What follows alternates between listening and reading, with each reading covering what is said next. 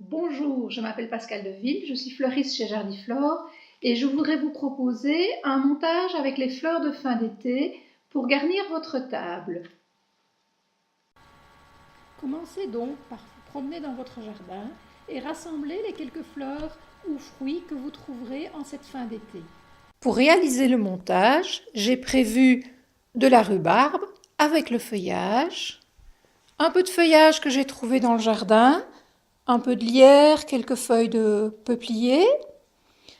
Au niveau du matériel, une bobine de ficelle de cuisine, une petite base allongée, le sécateur, le couteau et le petit cutter pour pouvoir recouper les tiges correctement, quelques élastiques.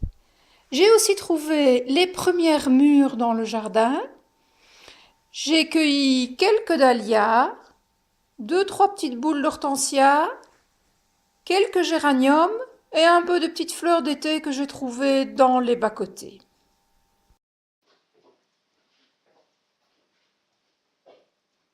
Voilà, j'ai préparé ma rhubarbe, j'ai découpé les bâtons bien proprement et j'ai gardé quelques feuilles. Je vais d'abord utiliser les bâtons pour recouvrir ma base. Je prends le plus grand bâton des plus grands bâtons à l'extérieur que je pose sur le bord du montage et j'empile les autres bâtons tout simplement au-dessus.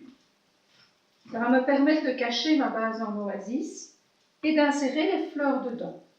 Une fois que j'ai préparé mes bâtons de rhubarbe, j'utilise provisoirement des petits élastiques pour attacher les rhubarbes autour de mon montage et qu'elles ne puissent plus bouger. Voilà un côté et voilà l'autre côté.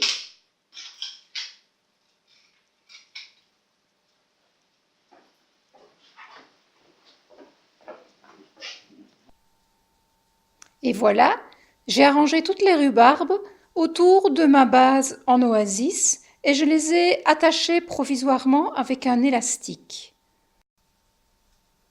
J'ai remplacé désormais les élastiques par de la ficelle est bien nouée, tout tient bien ensemble.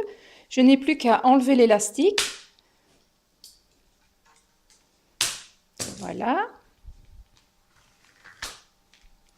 Et la base de mon montage est prête pour y insérer le reste des fleurs que j'ai préparées. Je vais ensuite insérer quelques mûres et un peu de lierre sur les côtés de mon montage en le tressant dans la rhubarbe. Donc je soulève légèrement la rhubarbe, j'insère mes branches de mûre que j'ai bien nettoyées, pour qu'elles soient bien propres. Je soulève un peu la rhubarbe pour donner vraiment l'effet d'une composition tout à fait naturelle qui sort du jardin. Je réinsère ici encore un petit peu de mûre, je coince un peu les feuilles dedans pour qu'on ait vraiment l'impression que c'est une composition vraiment tout à fait comme on trouve au fond du jardin, avec la mûre qui s'est mélangée dans la rhubarbe. Je vais insérer aussi quelques branches de lierre pour donner un petit côté un peu raffiné et fini aussi, changer un peu de feuillage. Donc j'insère le lierre ici, pour ne pas que ce soit trop long, je vais le faire revenir un petit peu comme ceci. Voilà, j'ai encore un peu de lierre de l'autre côté que je vais travailler et que j'ensère.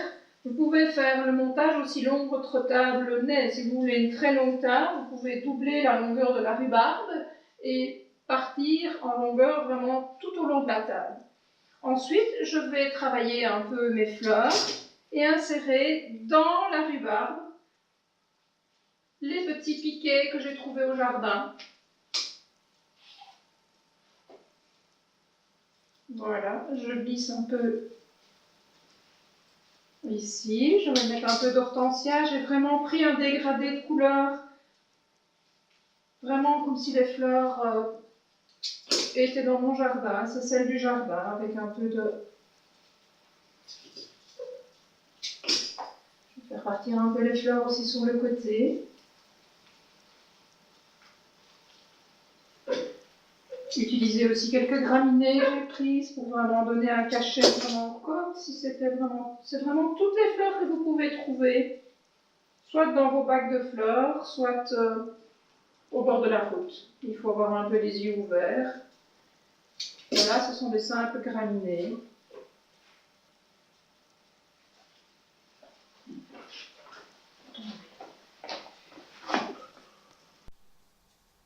Voilà, j'ai préparé tout doucement ma table et j'ai sorti un joli napperon pour vous montrer que les fleurs sauvages peuvent avoir un côté extrêmement raffiné pour préparer vos tables.